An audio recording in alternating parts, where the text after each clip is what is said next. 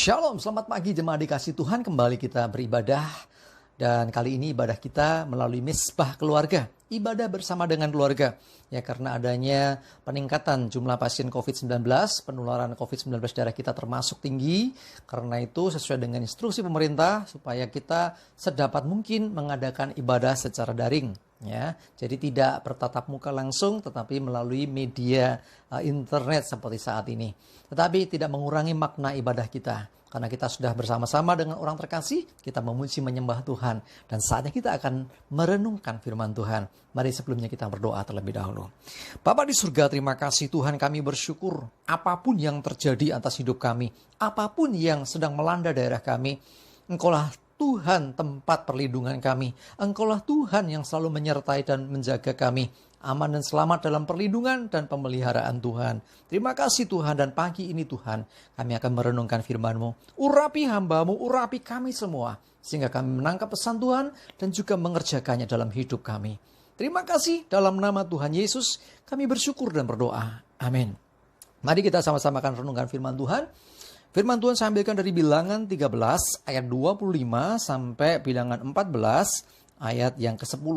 Cukup panjang tetapi menarik untuk kita bisa simak kisahnya. Saya bacakan. Sesudah lewat 40 hari pulanglah mereka dari pengintaian negeri itu. Dan langsung datang kepada Musa, Harun dan segenap umat Israel di Kades, di padang gurun Paran. Mereka membawa pulang kabar kepada keduanya dan kepada segenap umat itu, dan memperlihatkan kepada sekalian hasil negeri itu. Mereka menceritakan kepadanya, kami sudah masuk ke negeri kemana kau suruh kami. Dan memang negeri itu berlimpah-limpah susu dan madunya. Dan inilah hasilnya. Hanya bangsa yang diam di negeri itu kuat-kuat dan kota-kotanya berkubu dan sangat besar. Juga keturunan Enak telah kami lihat di sana. Orang Amalek diam di tanah Negeb, orang Het, orang Yebus, dan orang Amori diam di pegunungan. Orang Kanaan diam sepanjang laut dan sepanjang tepi sungai Yordan. Kemudian Kaleb mencoba menenteramkan hati bangsa itu. Di hadapan Musa katanya, tidak, kita akan maju dan menduduki negeri itu, sebab kita pasti akan mengalahkannya. Tetapi orang-orang yang pergi ke sana bersama-sama dengan dia berkata, kita tidak dapat maju menyerang bangsa itu, karena mereka lebih kuat daripada kita. Juga mereka menyampaikan kepada orang Israel kabar busuk tentang negeri yang diintai mereka. Saya ulangi, tentang negeri yang diintai mereka dengan berkata, negeri yang telah kami lalui untuk diintai adalah suatu negeri yang memakan penduduknya. Dan semua orang yang kami lihat di sana adalah orang-orang yang tinggi-tinggi perawakannya. Juga kami lihat di sana orang-orang raksasa, orang Enak yang berasal dari orang-orang raksasa. Dan kami lihat diri kami seperti belalang. Demikian juga mereka terhadap kami. Lalu segenap umat itu mengeluarkan suara nyaring, dan bangsa itu menangis pada malam itu. Bersungut-sungutlah semua orang Israel kepada Musa dan Harun, dan segenap umat itu berkata kepada mereka, sekiranya kami mati di tanah Mesir atau di padang gurun ini, mengapakah Tuhan membawa kami ke negeri ini? Supaya kami tewas oleh pedang, dan istri serta anak-anak kami menjadi tawanan? Bukankah lebih baik kami pulang ke Mesir? Dan mereka berkata seorang kepada yang lain, baiklah, kita mengangkat seorang pemimpin, lalu kita pulang ke Mesir. Lalu sujudlah Musa dan Harun di depan mata seluruh jamaah Israel yang berkumpul di situ. Tetapi Yosua bin Nun dan Kaleb bin Yefune, yang termasuk orang-orang yang telah mengintai negeri itu, mengoyakkan pakaiannya dan berkata kepada segenap umat Israel, negeri yang kami lalui untuk diintai itu adalah luar biasa baiknya. Jika Tuhan berkenan kepada kita, maka Ia akan membawa kita masuk ke negeri itu dan akan memberikannya kepada kita suatu negeri yang berlimpah-limpah susu dan madunya. Hanya jangan memberontak kepada Tuhan dan janganlah takut kepada bangsa negeri itu, sebab mereka akan kita telan habis. Yang melindungi mereka sudah meninggalkan mereka, sedang Tuhan menyertai kita. Jangan takut kepada mereka. Lalu segenap umat itu mengancam hendak melontari kedua orang itu dengan batu. Tetapi kemuliaan Tuhan tampaklah kemuliaan Tuhan di kemah pertemuan kepada semua orang Israel. Jadi kisahnya sangat-sangat luar biasa. 12 orang pengintai kembali. Dari pengintaian mereka bawa hasil.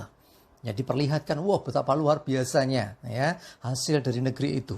Tetapi kemudian 2 orang dengan 10 orang yang lain, karena 12 orang 10 dan 2 ya, yang 10 orang memberikan kabar yang tidak mengenakan.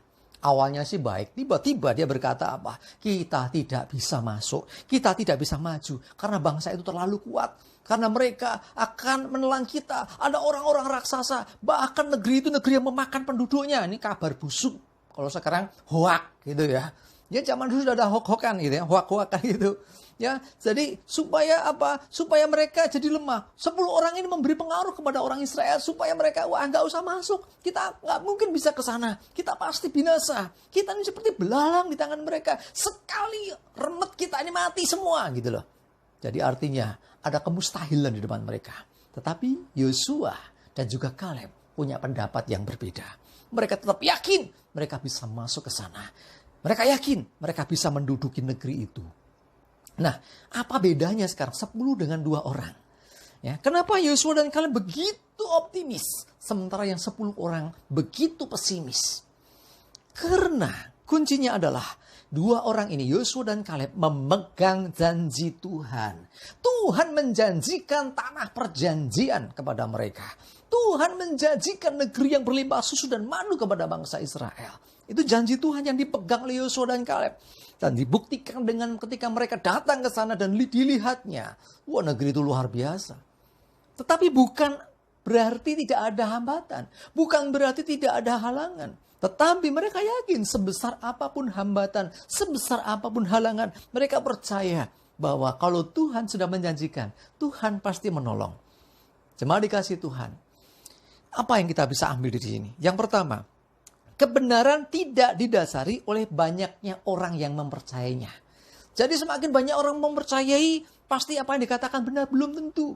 Kebenaran tidak didasarkan oleh betapa banyak atau berapa banyak orang yang mempercayai. Ya tidak. 10 dan 2. Ternyata yang 2 memegang kebenaran, yang 10 orang itu berdasarkan apa yang dilihatnya. Jadi penilaian 10 orang itu adalah menurut logika manusia. Menurut hitung-hitungan manusia. Memang tidak salah kalau menurut rumusnya. Kalau menurut ukuran manusia, cara berpikir manusia. Ya betul yang 10 orang. Bayangkan. Mereka yang cuman orang-orang mantan budak di Mesir. Sekarang harus masuk ke tanah yang dikuasai oleh bangsa yang besar. Tetapi mereka lupa. Siapa yang telah membawa mereka keluar sampai ke tempat itu? Tinggal selangkah lagi masuk ke tanah perjanjian. Kenapa mereka jadi lemah? Bukankah Tuhan yang telah membawa mereka keluar dari Mesir? Sesungguhnya Tuhan juga yang akan membawa masuk. Itu yang diimani. Itu yang dipegang oleh Yosua dan Kaleb. Ya, itu yang pertamanya. Kebenaran tidak didasari oleh berapa banyak orang yang mempercayainya.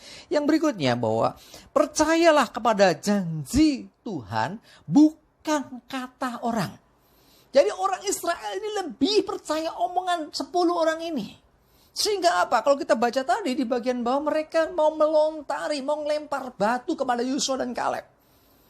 Kenapa? Karena dalam pikiran mereka yang diomong ke 10 orang itu pasti benar. Ini cuma 2 lawan 10 menang 10. Itu kan pikiran manusia. Mereka lupa bahwa Tuhanlah sesungguhnya yang akan menuntun mereka, yang akan menolong mereka. Mereka sudah mengalami banyak mujizat orang Israel ini. Tetapi ya itu lagi. Karena mereka lebih mengandalkan kekuatan sendiri. Dengan kekuatan sendiri gak mungkin. Mereka lupa bagaimana ketika mereka menyeberang Laut Teberau. Laut yang tidak mungkin bisa dilewati. Tetapi Tuhan buka jalan.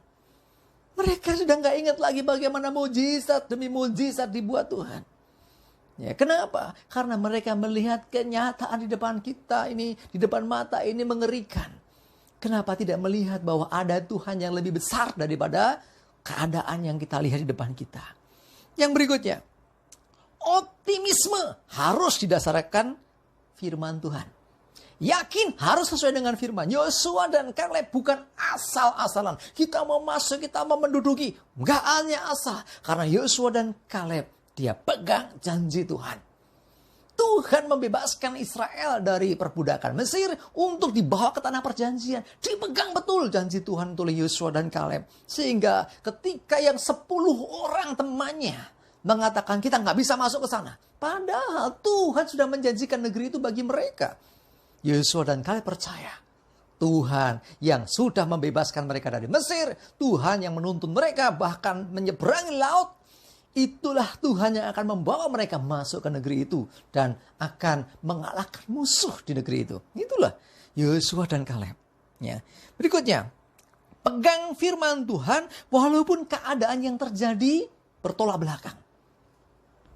Janji Tuhan masuk tanah perjanjian. Negeri berlimpah susu dan madu. Wah, seakan-akan dalam pikirannya langsung bleng masuk. Padahal tidak demikian. Ada tantangan yang harus dihadapi. Ada perjuangan, ada peperangan. Wah, ini yang harus dihadapi. Tetapi, kalau sudah firman Tuhan mengatakan bahwa negeri itu akan diserahkan, pegang itu sekalipun ya keadaannya, wah negeri itu negeri yang luar biasa, dikuasai orang-orang raksasa, ya, terus dikatakan juga kotanya berkubu, mereka terlatih perang, mereka bangsa yang kuat. Lah kita siapa? Kenapa lihatnya kita? Yang bersama kita siapa? Harusnya demikian. Ya, jangan kita ini siapa? Kita nggak punya kekuatan, kita ya terbatas. Tetapi yang bersama kita, yaitu Tuhan, itu yang luar biasa. Amin ya. Berikutnya, jangan sampai keadaan yang ada di depan kita itu menggoyahkan atau merubah iman kita. Ketika kita terima janji Tuhan, ketika kita hidup dalam kebenaran firman, tetapi di depan kita kenyataan yang terjadi, wah kok nggak seperti yang aku imani, kok nggak seperti yang dikatakan firman Tuhan. Justru itulah saat penentuan. Karena keadaan seperti apapun sanggup diubah oleh kebenaran yang dari Tuhan. Sedangkan kebenaran yang dari Tuhan tidak mungkin diubah oleh keadaan. Jadi ya, kalau menghadapi keadaan yang berbeda, semakin kuatlah berdiri di dalam kebenaran. Karena engkau akan menjadi saksi, engkau akan melihat bagaimana keadaan itu diubah oleh kebenaran yang dari Tuhan, oleh firman Tuhan. Ya, jadi jangan sampai keadaan mengubah iman kita. Jangan sampai keadaan menggoyahkan iman kita. Ya, tahun 2021, tahun yang kita nggak tahu seperti apa. Ya, kita mendapati COVID belum berakhir ya, COVID-19 masih berlangsung. Namanya COVID-19, sekarang sudah 2021, kok belum berakhir.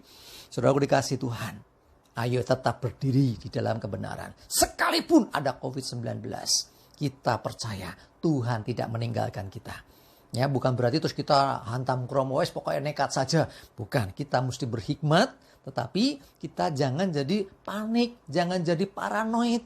Parno, ketakutan akhirnya kita nggak ngapa-ngapain. Jangan, justru harus lebih lagi dalam iman. Berdoa, ya, berdiri dalam iman dan pengharapan dalam Tuhan. Pokoknya aku percaya tahun ini tahun yang luar biasa. Sebab Tuhan yang menyertai kita lebih besar. Amin. Lebih besar dari masalah kita, lebih besar dari keadaan yang terjadi saat ini. Yang berikutnya, ya, pembelaan Tuhan terjadi atas orang-orang percaya, orang-orang benar. Yosua dan Kaleb mau dilempar dengan batu oleh orang-orang Israel, tetapi kemuliaan Tuhan tampak. Saudara baca lanjutannya luar biasa sekali. Yang artinya intinya adalah Tuhan pasti membela. Tuhan pasti akan bersama-sama dengan orang-orang yang memegang kebenaran. Mari kita menatap hari esok, tahun 2021 ini menjadi tahun penentuan buat iman kita. Jangan goyah, terus maju karena kita percaya Tuhan yang menyertai kita. Ya, di akhir tahun kemarin, tema Natal pun kita ambil Immanuel, Tuhan beserta kita. Bukan hanya pas Natalan, tetapi terus panjang tahun ini Tuhan tetap beserta kita. Dia tidak berubah, dia Immanuel. Kalau Tuhan menyertai, Tuhan pasti menolong. Kalau Tuhan menyertai, Tuhan turut bekerja. Ya, kita lihat dalam Roma 8 ayat 28 jelas dikatakan bahwa Allah turut bekerja di dalam segala sesuatu untuk mendatangkan kebaikan. Bagi siapa? Bagi orang-orang yang mengasihi dia. Siapa itu? Orang-orang yang terpanggil sesuai dengan rencana Tuhan. Kalau kita pegang firman Tuhan, menghidupi firman Tuhan, hidup dalam kebenaran firman Tuhan, berarti kita sejalan dengan Tuhan. Sesungguhnya ya kita seringkali salah di dalam kita berdoa. Kita memaksa Tuhan mengikuti kita. Salah. Kita yang harus mengikuti Tuhan. Ya ada banyak orang berdoa, Tuhan aku mau begini, pokoknya begini. Saudaraku dikasih Tuhan, berdoa itu bukan memaksa Tuhan. Berdoa itu adalah bagaimana kita menyatakan isi hati dan kita berinteraksi dengan Tuhan. Dengar apa yang dikatakan Tuhan. Ya, jadi sekali lagi bukan maksa Tuhan. Sebaliknya, seharusnya kitalah yang nurut sama Tuhan. Ya, jadi firman-Nya mengatakan apa? Ikuti firman-Nya. Yosua dan Kaleb.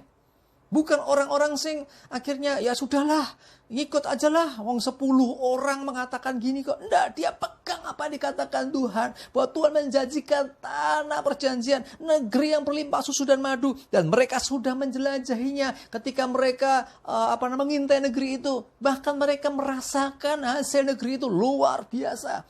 Tinggal selangkah lagi. Apakah Tuhan yang sudah menuntun bangsa itu yang begitu jauh perjalanannya akan berhenti sampai di situ? Enggak, Tuhan akan terus menuntun sampai betul-betul apa yang dijanjikan tergenapi. Jadi enggak akan berhenti. Sudah deh habis diintai, wah ternyata kok yang menguasai negeri itu orang-orang hebat, orang-orang kuat. No. Sehebat, sekuat apapun, Tuhan lebih hebat, Tuhan lebih kuat, Tuhan lebih berkuasa. Amin. Ya, setahun ini juga sama. Mari pandang dengan optimis, yakin dan percaya akan penyertaan Tuhan. Dia Immanuel. Ya, jadi saat kita menghadapi kesulitan, saat kita menghadapi pergumulan, ingatlah ada Tuhan yang tidak pernah meninggalkan kita. Kalau Tuhan bersama dengan kita, Dia pasti akan menolongnya. Ya, menolong kita ya. Tetapi seringkali cara Tuhan menolong tidak seperti yang kita pikirkan. Dia bekerja menurut jalannya. Kadang-kadang kita nggak mengerti apa yang dikerjakan Tuhan. Tetapi percayalah, ketika Tuhan berperkara, pasti Dia mengerjakan untuk kebaikan kita. Kadang-kadang kita ngerasa udah berdoa kok nggak dijawab. Kadang-kadang kita berdoa, tapi kok jawabannya beda. Saudaraku dikasih Tuhan, tetap percayalah bahwa Tuhan punya rancangan. Kalau engkau hidup sesuai dengan firman-Nya, hidup sesuai dengan rencana Tuhan, terpanggil, artinya mengikuti panggilan Tuhan, kita pasti akan dituntunnya apapun situasi dan kondisinya. Mari hadapi tahun ini dengan yakin dan percaya. Bersama Tuhan kita pasti bisa. Jangan menyerah di tengah jalan. Tinggal selangkah lagi, kita akan mengalami kemenangan. Itu yang dialami bangsa Israel. Tinggal selangkah lagi, kita akan masuk ke negeri yang sudah dijanjikan Tuhan. Jangan sampai terhenti. Jangan sampai langkah berakhir. Ya, 10 orang itu sungguh-sungguh orang-orang yang pesimis. Karena apa? Yang dilihatnya adalah, musuhnya besar, masalahnya besar, tantangannya besar. 2 orang yang lain, Yosua dan Kaleb, yang dilihatnya satu janji Tuhan. Tuhan menjanjikan. Yang berikutnya, sungguh negeri itu luar biasa indahnya. Luar biasa, negeri yang berlimpah-limpah dengan susu dan madunya. Artinya negeri itu negeri yang makmurnya luar biasa. Nah, sekarang pilihan ada di tangan kita. Seperti bangsa Israel pada waktu itu. Mau percaya Yosua dan Kaleb yang hidup, yang mempercayai akan janji Tuhan. Atau 10 orang. Mereka semua, 2 kelompok ini, 10 dan 2 ini sama-sama sudah mengintai negeri itu. Sama-sama melihat langsung apa yang terjadi di sana. Tetapi sayangnya yang 10 melihat dari sisi negatifnya. Bangsa yang besar, bangsa yang tidak mungkin dikalahkan, raksasa, negeri yang memakan penduduknya, dikatakan itu adalah berita buruk, kabar busuk ya. Kabar busuk itu apa? Hoax. Ya, mosok negeri kok makan penduduknya, saya nggak bisa membayangkan seperti apa. Tapi itu yang dilontarkan mereka. Sementara Yosua dan Kaleb, tidak. Negeri itu luar biasa. Jemaat dikasih Tuhan, mari pandang tahun ini dengan sudut pandangnya Tuhan. Tuhan menetapkan langkah hidup kita. Tuhan memberikan hari depan penuh pengharapan. Saya pernah sampaikan beberapa waktu yang lalu. Waktu bangsa Israel berhadapan dengan Laut Teberau. Ingat, masa depanmu bukan di laut itu, tetapi ada di seberang laut sana. Bangsa Israel seringkali lupa bahwa dia bersama dengan Tuhan. Ayo, sadari kita semuanya bersama dengan Tuhan. Saat engkau sedih, saat engkau sendiri, saat engkau dalam beban berat, sadari ada Tuhan yang bersama denganmu. Sehingga engkau akan terhibur dan dikuatkan. Ya, ingat ketika mentok dengan masalah, ingat Tuhan janjikan dalam Yeremia 29 ayat 11, sebab aku ini mengetahui rancangan-rancangan yang ada padaku mengenai kamu. Ya, Tuhan punya rancangan atas hidup kita, ya, bukan rancangan kecelakaan tapi rancangan damai sejahtera untuk memberikan kepadamu hari depan penuh harapan. Nah, itu rancangan Tuhan buat kita, hari depan penuh pengharapan. Ini mentok loh, depan kita ini masalah. Itu bukan masa depan, masih di sana lagi. Kita harus lewati tantangan itu. Kita harus lewati setiap pergumulan yang ada di depan kita. Dan dalam penyertaan Tuhan, kita pasti bisa menerobosnya. Kita pasti berkemenangan. Amin. Ayo, sekarang cek diri kita masing-masing. Apakah kita masih kuat seperti Yosua dan Kaleb di tengah perbedaan pandangan, ya, sama-sama mengintai tapi yang 10 berbeda. Beranikah kita berbeda dengan orang yang lain dan kita tetap lebih mempercayai Tuhan? Jangan ikut-ikutan. Oh, yang banyak pasti benar. Belum tentu. Yosua dan Kaleb dan juga 10 orang itu contohnya. Yosua dan Kaleb dibela Tuhan karena mereka memegang kebenaran. Sementara yang 10 orang itu mereka salah. Nah, karena kalau kita mengikut yang 10 orang itu berarti kita kurang percaya. Ingat bahwa yang dilihat Yosua dan Kaleb sama dengan yang dilihat 10 orang yang lain. Memang di situ ada negeri berlimpah, memang juga ada masalah. Tetapi bagaimana orang mau tetap percaya bahwa Tuhan menolong. Atau kita mengandalkan kekuatan kita, oh enggak mungkin. Ya, saya mau katakan dengan kekuatan kita tahun 2021 bisa jadi tahun-tahun yang berat. Bahkan rasanya enggak mungkin kita bisa melewati berkemenangan. Tetapi kalau kita bersama dengan Tuhan, tidak ada yang mustahil bagi Tuhan. Dan tidak ada yang mustahil bagi orang-orang yang percaya kepada Tuhan. Nah, tergantung kita. Kita mau percaya atau tidak. Kita mau pegang janji Tuhan atau lebih pakai pikiran kita, pakai kekuatan kita, pakai pengetahuan kita. Wah, ngeri. Tahun ini tahun yang mengerikan. Ya, dunia akan mengatakan itu. Banyak berita kita lihat. Kalau kita lihat berita rasanya, waduh, yoyo medeni banget keadaan dunia saat ini. Tapi coba, kenapa kita hanya mendengar kabar buruk? Coba dengar kabar baik. Injil kabar baik. Firman Tuhan kabar baik. Tuhan janjikan penyertaan di tengah badai. Tuhan janjikan penyertaan di tengah lembah kekelaman. Tuhan janjikan penyertaan. Bahkan menuntun langkah hidup kita. Dia tetapkan langkah hidup kita. Sekarang maukah kita berjalan bersama dengan Tuhan? Ingat, jangan paksa Tuhan berjalan menurut mau kita. Tapi kita yang harus belajar untuk ngikut maunya Tuhan. Yosua dan Kaleb dengan 10 orang adalah contoh. Bagaimana orang yang taat dengan orang-orang yang tidak taat. Bagaimana orang yang tetap percaya dengan keadaan apapun seperti Yosua dan Kaleb. Dengan orang-orang yang tidak mempercayai lagi. Kalau percaya nggak mungkin takut. Kalau percaya nggak mungkin akan mengatakan yang negatif. Tetapi akan optimis. Apakah sudah termasuk orang yang optimis? Untuk kita berjalan di tahun 2021 ini. Ya, mari jadikan firman Tuhan pegangan kita. Ingat, dia Immanuel, dia menyertai, dia menolong, dia turut bekerja, dia memberkati dan akan memampukan kita melewati setiap tantangan di tahun ini. Semangat terus, sebab Tuhan bersama dengan kita. Kita pasti bisa. Amin, kita berdoa. Bapa di surga, terima kasih, kami bersyukur. Biar renungan singkat ini Tuhan boleh menguatkan kami. Walaupun ketika kami melihat keadaan yang terjadi, ketika kami mendengar berita-berita melalui media-media yang ada, seringkali kami justru mengalami kekhawatiran dan ketakutan. Tetapi ada satu yang harus kami dengar, yaitu kabar baik yang dari Tuhan. Kami mau pegang janji-Mu ya Tuhan. Kami mau pegang firman-Mu ya Tuhan. Bahwa Engkau tidak pernah meninggalkan kami. Bahwa Engkau menyertai kami. Engkau melindungi kami. Engkau memelihara hidup kami. Dalam penyertaan Tuhan, sungguh Engkau turut bekerja untuk mendatangkan kebaikan. Dalam penyertaan Tuhan, Engkau melindungi dan menjaga kami. Dalam penyertaan Tuhan, bahkan Tuhan sendiri juga yang menopang kami dalam penyertaan Tuhan. Kami percaya bahwa kami bisa melewati setiap tantangan dan berkemenangan. Terima kasih Tuhan, Roh Kudus, mari Tuhan Engkau yang tanamkan kebenaran ini dalam hati dan hidup kami. Jadikan setiap kami pelaku-pelaku firman Tuhan untuk kami menjadi orang-orang seperti Yosua dan Kaleb yang tidak terpengaruh oleh keadaan, yang berani berbeda dengan pengintai-pengintai yang lain, karena Yosua dan Kaleb lebih memandang kepadamu, kepada janji firman-Mu. Dan biarlah demikian juga kami semua. Berdoa untuk setiap jemaat-Mu, juga setiap pemirsa yang menyaksikan tayangan ini. Tuhan, teguhkan, kuatkan iman kami. Biarlah Engkau menambah semangat kepada kami untuk kami menghadapi tahun ini dengan optimis dan yakin dalam penyertaannya. Kami bisa dalam penyertaannya. Kami pasti selamat dalam penyertaannya. Kami berkemenangan. Terima kasih Tuhan, kami mengucap syukur, kami serahkan seluruh hidup kami. Kami serahkan juga Tuhan keluarga kami. Jaga dan lindungi kami Tuhan, jauhkan segala celaka mara bahaya. Kami berdoa lindungi kami juga dari virus corona yang saat ini masih menjadi wabah yang begitu mengerikan di negeri kami khususnya. Dan hamba berdoa juga untuk setiap kami, mungkin ada yang positif COVID-19. Kami berdoa dalam nama Yesus, jamahan-Mu Tuhan atas mereka semuanya.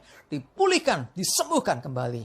Terima kasih Tuhan. Kami berdoa untuk seluruh tenaga medis yang merawat, memberikan hikmat, berikan kekuatan. Obat-obatan atau vaksin yang akan juga didistribusikan, baik untuk tenaga kesehatan maupun seluruh masyarakat. Engkau juga berkati membawa kebaikan bagi semuanya. Bahkan kami berdoa untuk pemerintahan ini. Tuhan yang menolong menyertai. Kami berdoa, jauhkan segala mara bahaya dan celaka dari bangsa dan negeri ini. Kami juga berdoa untuk berita yang baru kami dengar tentang adanya pesawat yang lost contact. Tuhan, kami berdoa supaya Engkau Tuhan senantiasa melindungi menyertai. Kalau memang terjadi kecelakaan, kami berdoa supaya Tuhan Engkau juga menguatkan setiap keluarga yang ditinggalkan orang-orang terkasih. Jaga lindungi Tuhan bangsa dan negara kami, juga lindungi keluarga kami dan orang-orang yang kami kasihi. Terima kasih, kami bersyukur. Biarlah segala kemuliaan, hormat dan syukur hanya bagi nama Tuhan. Di dalam nama Tuhan Yesus kami bersyukur dan berdoa. Haleluya. Amin. Mari jemaat dikasih Tuhan, semangat terus. Ayo hadapi tahun 2021 dengan semangat, dengan yakin dan percaya akan penyertaannya. Iman tetap teguh, ya, pengharapan tetap kuat di dalam Tuhan, sebab Tuhan menyertai kita. Tuhan Yesus memberkati kita semuanya. Amin.